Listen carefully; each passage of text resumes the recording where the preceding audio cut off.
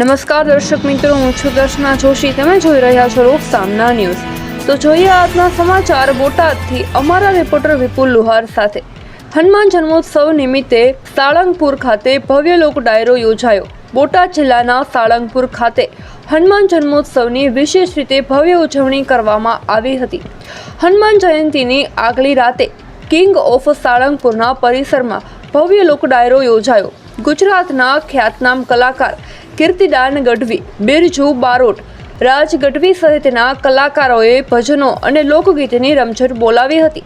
સાળંગપુર હનુમાનજી મંદિરના શાસ્ત્રીય હરિપ્રકાશ દાસજી સ્વામી, કોઠારી વિવેક સાગર સ્વામી, પૂજારી ડીકે સ્વામી સહિતના સંતો દ્વારા આ ભવ્ય લોક ડાયરાનું આયોજન કરવામાં આવ્યું હતું.